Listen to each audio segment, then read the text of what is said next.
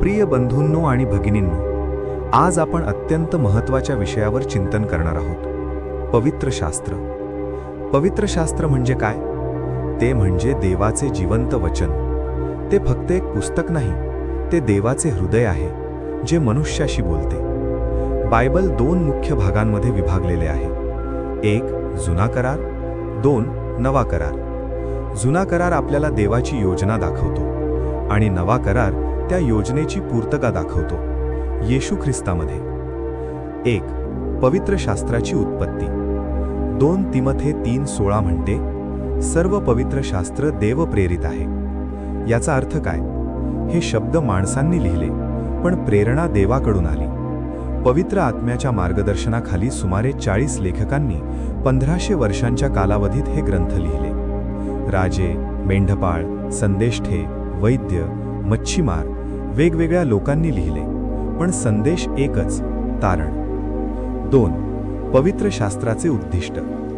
पवित्र शास्त्र आपल्याला 3 गोष्टी शिकवते. 1 देव कोण आहे, 2 आपण कोण आहोत, 3 तारणाचा मार्ग कोणता आहे.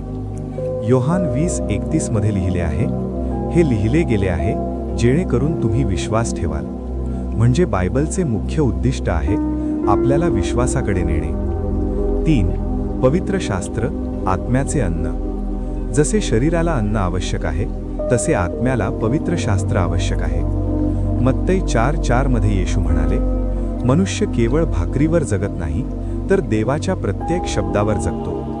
जर आपण दररोज वचन वाचत नाही, तर आत्मा कमकुवत होतो. 4 पवित्र शास्त्र प्रकाश आणि मार्गदर्शक. स्तोत्र 119:105 म्हणते, तुझे वचन माझ्या पायांसाठी दीप आणि माझ्या मार्गासाठी प्रकाश आहे.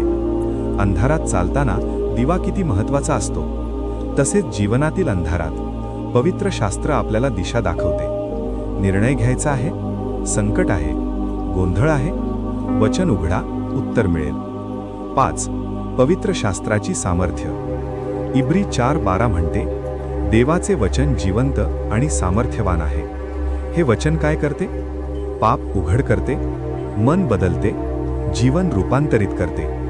इतिहासात कित्येक लोकांचे जीवन एका वचनामुळे बदलले आहे. 6 पवित्र शास्त्र आणि येशू. संपूर्ण बायबल एका व्यक्तीकडे निर्देश करते, येशू ख्रिस्त. जुना करार त्याची भविष्यवाणी, नवा करार त्याची पूर्तता. जर आपण बायबल वाचले आणि येशूला पाहिले नाही, तर आपण मुख्य संदेश चुकलो. 7 पवित्र शास्त्र का दुर्लक्षित होते? आज लोक म्हणतात, वेळ नाही, समजत नाही, कंटाळा येतो. पण प्रश्न असा आहे, आपण सोशल मीडियासाठी वेळ देतो, पण देवाच्या वचनासाठी नाही? शत्रूला माहीत आहे, जर आपण वचनात मजबूत झालो, तर आपण पापावर विजय मिळवू. 8 पवित्र शास्त्र वाचण्याची योग्य पद्धती. 1 प्रार्थनेसह वाचा, 2 दररोज वाचा, 3 मनन करा, 4 अंमलात आणा. फक्त वाचन नाही, आज्ञापालन महत्त्वाचे आहे. याकोब 1:22 म्हणते, वचन ऐकणारेच नव्हे तर करणारे व्हा. 9 पवित्र शास्त्र आणि शेवटचे दिवस. आज आपण अशा काळात जगत आहोत जिथे सत्य आणि असत्य यामध्ये फरक करणे कठीण झाले आहे. पण वचन आपल्याला स्थिर ठेवते. प्रकटीकरण आपल्याला सांगते, शेवटी देवाचा विजय होणार आहे. म्हणून वचनात स्थिर रहा. 10 अंतिम आवाहन. प्रिय मित्रांनो, पवित्र शास्त्र तुमच्या घरात आहे, पण ते तुमच्या हृदयात आहे का? धूळ खात पडलेले बायबल आशीर्वाद देत नाही. वाचलेले, मनन केलेले आणि पाळलेले वचन जीवन बदलते. आज निर्णय घ्या. दररोज वचन वाचेन, त्यानुसार जगण्याचा प्रयत्न करेन आणि इतरांनाही सांगेन. पवित्र शास्त्र हे देवाचे प्रेमपत्र आहे.